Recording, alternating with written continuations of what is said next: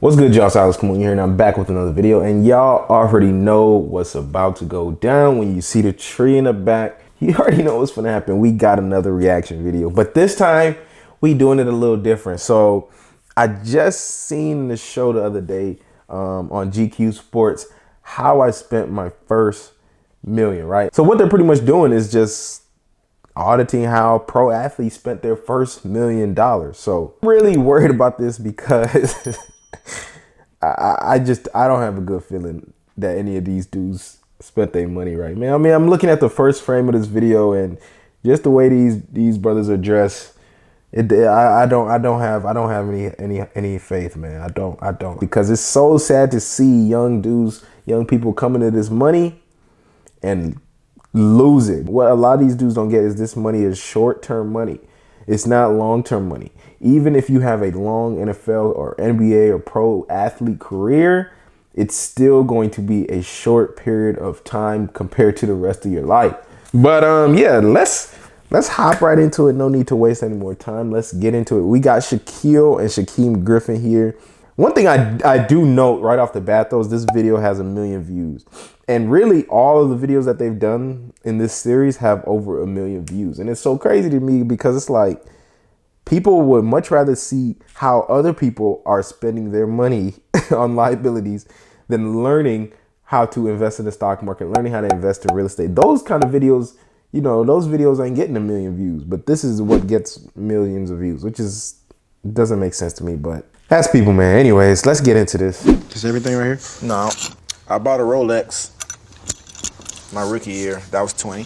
And 20 for my team. Oh, God. Hold on. Hopefully I don't have to use this. It's there just in case. Let's get into it now. Hey everyone, this is Shaquem Griffin. And this is Shaquill Griffin. And this is how we spent and invested our first $1 million.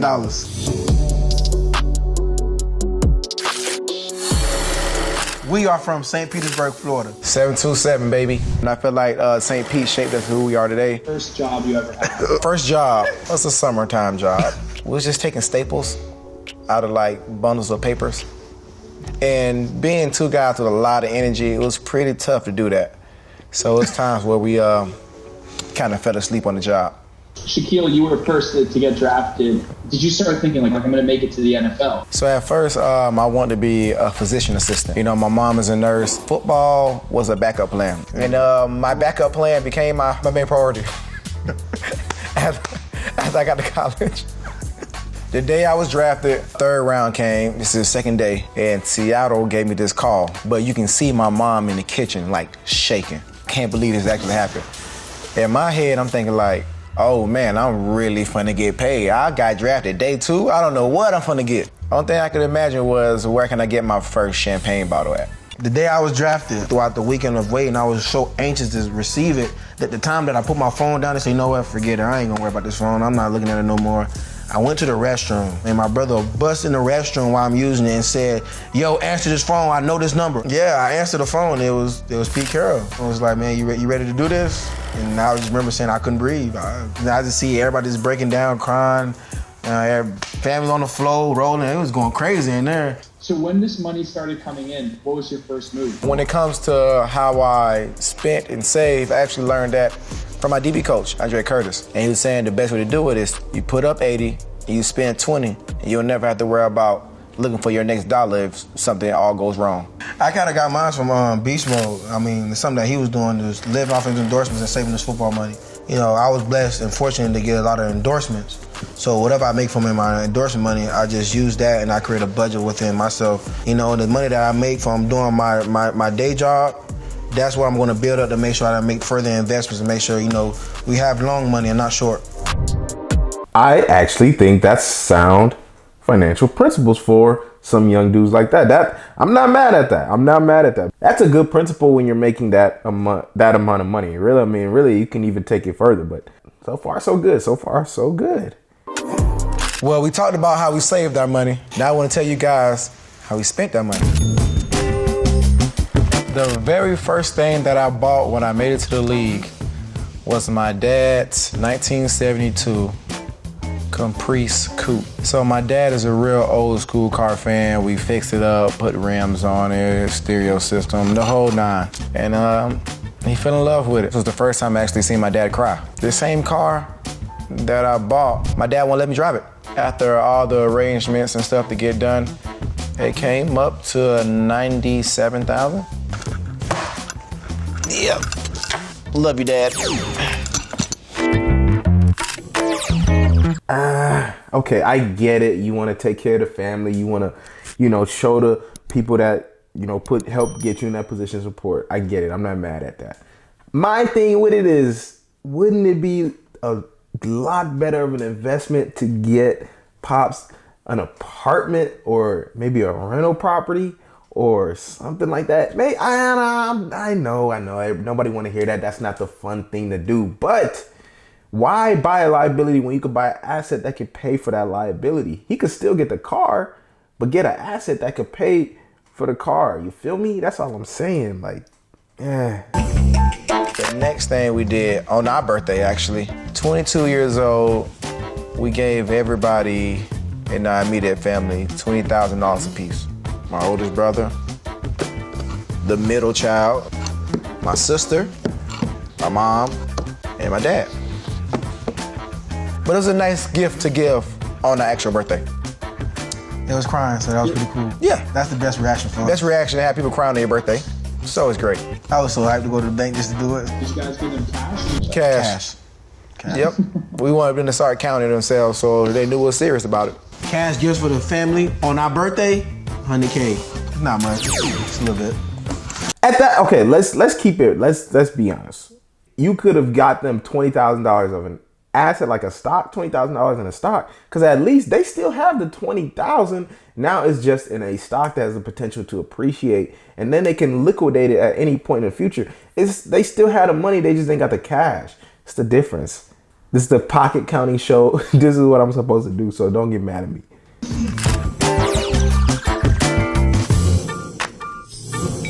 Did you guys buy yourselves anything? Yeah, we bought a few things. The first car we got wasn't a car. It was a 3-wheel motorcycle called a Vanderhaal that goes 210 miles per hour. It's pretty dangerous and fast. Be careful. So it's like a collectible. You can take it to the racing And track. that was 30K cash. They got like that little old school look, so it looked like a collector's item. So no matter what cars you have, it's all gonna look good. Like, man, that's a nice motorcycle you got in there. Like, yes, it's nothing more than going fast. So. Top speed so far, I think I got it at 165. With a helmet on. Yeah, Oh, for sure. definitely got a helmet on. Big Definitely. Bro, what was the point of that? Like, did you really need to buy that? That is literally like one of those things you just buy just because you had the money. Like, come on, like that. Okay, I get the car, I get the cash gifts, but that's not even a car that you could. What is the point of that? That's a waste of money. That was I'm getting close to needing this. Next thing that we bought wheel-wise was a K&M 900. It's another 3-wheel. So like you got the one that you sit in and you can just drive like a car. You got the one that rides like a motorcycle. And that was 10K. Okay. We doing good. We doing good. We getting there. The next thing that we bought, 2019 BMW i8. Flew in from Arizona. Yep. Literally off the plane, my older brother and my sister picked us up and we went straight to the BMW dealership. Bought the i8 and then they let us drive it outside the store. And that was 100K even. 100K BMW i8. Okay, next vehicle was the 2020 G-Wagon. We actually got the G-Wagon while we was in Seattle. Roughly 200K. When you guys get these cars, do you customize them or you buy them? Of course you customize them. You don't want your G-Wagon look like his G-Wagon, no. So with the G-Wagon, what we did was we for sure had to get the limousine tent because people take pictures in our car. Happens all the time. All the time. We gotta lift it. I'm gonna say hi so people can see me over there. Getting it wrapped, actually as we speak. So this whole car is wrapped in matte black and then like the edges of the car, maybe like little parts of the rims, we're gonna wrap that in that matte red so it kind of pops out a little bit. We got our own little symbol, our SG symbol. Actually, I'm wearing it right now. We engrave that in every single car we have. Everything is pretty much custom, so when they see our car, they know it's our car. And this is our $200,000 G-Wagon. That's the G-Wagon. I'm not mad at the G-Wagon. The reason I'm not mad at the G-Wagon is because I'm not saying you can't spend your money. I'm not opposed to having nice things. My whole thing is we just want the assets to pay for the nice things, right? Assets over liabilities. Right now it's liabilities over everything. That's all I'm saying. And I hope, and I'm gonna check at the end of this video to see if these dudes are still in the league right now, or if they're free agents, if they're on a roster, because it's gonna be a real shame, because if they're not on a roster, they didn't spend $1 million on these liabilities, not even getting paid right now. And that's why you see pro athletes, lottery winners in the league for a few years make millions of dollars, then they're broke. Why is that the case? It's because of conspicuous spending like this. It's another car, but it's not ours. Not ours. This is a retirement gift to my mom. The car, actually, I've been getting it worked on and wrapped. So hopefully this not coming out before she see it. So she'll see this car Saturday. She has no idea. Me and my brother bought her 2021 LC 500 two-door coupe. Lexus, $150,000 car. Me and my brother actually bought her a $20,000 Rolex to go inside the car for a retirement gift. So yeah, she had no idea this is coming. Hey mom, happy retirement from your boys right here. Hope you really enjoy it. Don't go too crazy now. Put your seatbelt on, drive safe. So the car is $150 and then another $20 for the Rolex. Can you put the Rolex in the car? Happy retirement, mom. That's you, mom. That's all you. Retirement. Happy retirement. The crazy thing about this, and I hate to bring this up, but I have to because it's been on my mind. But the crazy thing about this is that, you know, these dudes here, it's like you see, usually when it's young black dudes, they get in the league, they got to go spend money on the jewelry, on the cars, and all this stuff. But typically when you see the white dudes that get in the league, right? A lot of them, I'm not saying this is always the case, but I've heard by literally speaking to NFL players about this, that we actually interviewed Darius Butler. He was in the league for 10 years, episode 35 of the podcast. And one thing that he mentioned was that a lot of, you know, the white dudes that come into the league, they, you know, will come into the league and they'll be driving, you know, a free car because they're getting a sponsorship from the dealership, the local dealership in that city, right? So they're driving the free, you know, Chevy Tahoe. But these dudes, you know, they got to come and buy the, you know, the G-Wagon and the i8s and the Lexus and all that kind of stuff. And it's like, why is there such a difference? And it's just based off of that upbringing, just based off of the fact that for some reason, black people are the most conspicuous spenders in the country. And it's just crazy to see it, because it's like you get money into the black community and it goes right back out. But other communities, it's like the money stays in, the money stays circulating. But the money in the black community, it comes in and it's out just as fast as it came in. So my jewelry box, 1, 2, 3, 4, 5. That's for the chain I'm wearing. Can I borrow one? 1, 2. Can I get one more, please? 3. That's for like pinky ring, for my bracelet, tennis chains. I need one more, please. I forgot. Yeah. My Brothers for Life chain that we got made together. Yep. That's right here. And this is my jewelry box, 90K. So I'm probably short, but we don't really got to tap 100 right now, all right? Yeah. God dang it. Can you hear me one more? My earring was 10K itself. Custom SG earring with baguettes in it. And that's my jewelry box. I don't know about his. My jewelry, well, I was in the league a little longer. Yeah, So. I don't know about his. That is Shaquem jewelry box. Like Ocho Cinco already said, like the women, they already gonna Google you. They already know that you got money. They could see your contract. So it's like, why do you need to have the jewelry as well, the real jewelry at least? Why not get fake jewelry? I mean, to me, it's like people already know you got money. So why do you have to really prove that you have the money? go figure. I mean, You want to count that up for us, brother? Yeah, let me see. You got 1, 2, 3, 4, 5, 6, 7, 8, 9, 10, 11, 12, 13, 14, 15, 16, 17. 170,000. Yeah, 170,000 in my jewelry box. Keem, you're actually at 120 because of the teeth, right? Unfortunately. I try to keep it at 100 as much as possible. I try to keep it at 100.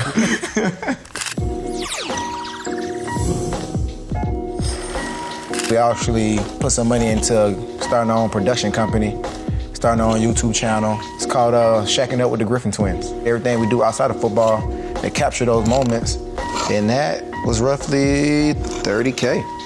Dang, you can throw the chef in there too. Yeah, the chef in there somewhere too. It just kind of ran out. But it's a couple things. We just talk about our production team. I want to make sure that you stay tuned in and follow Shacking It Up with the Griffin Twins. We invested in it for you guys so you can see it, and that's 30K right there, production. It's for all of our enjoyments. I actually really like that. That's a dope idea too. Everyone that has any type of notoriety or any type of public image, you should definitely monetize that. And creating a production company is a great way to do that. And you're pretty much creating your own online brand and your own, pretty much if you go to YouTube channel, you can monetize that as well. It's a great thing to do. So that is the best investment out of all these things that they've done. I mean, I didn't know. I pretty much knew what to expect. This is pretty much what I expected. Seeing it in front of you, how do you feel about how you spent it? It looked like it go fast. Yeah, definitely. It's easy to spin when you see it. That's exactly why I felt, because it's gone now, and you can't get that back. This is how we spent our first $1,027,000. So we talked about how we spent money, but we also invested money. You know, we got into a little bit of real estate called the Twin Acres. You know, so we got some money put up in that too as well. So we don't just spend crazy. We bought some land back home in Bradenton, $252,000 on just the lot itself next to the water, and we bought a house. And the lot that we bought that's in a little under an acre that we getting built and fixed on right now. 325 for. We just put another 75K in it, getting it fixed up. We getting the whole yard done. We getting the back of the pool and the backyard area done. We thought about adding a room, but that's not the way you do it. You can't purchase and fix up houses to sell for the best interest of yourself, but for the families moving in, so we made sure we done that right. And we just wanted people to see something that's a little different than seeing us playing football. We do some smart things with it as well, so you gotta stay smart with it. Like I said before, you put up 80 and you spend 20. You gotta do it the right way. And I'm glad my coach taught me that. It's important to say. And I'm glad he learned what he learned. Both of us together, 500K to start up Twin Acres. Yeah, to start that whole process. So, that's it. Hope you guys really enjoyed how we spent our first $1 million. Just make sure you catch us on Sundays on the football field, because we got to make some more. We ain't done yet. See, I love that. So they're pretty much flipping houses, right? And so that's a great way to put that extra money. Because the thing is, once you're making that kind of money, if you don't have it nowhere, if you don't have it in any investments, it's just gonna be sitting in the bank. And so obviously we know savers are losers. I say this every week. I come on YouTube and I say this in every other video. Savers are losers. So obviously if you got $1 million sitting in a bank account, that is the worst possible place to have $1 million. That definitely makes me feel a lot better after watching that, man.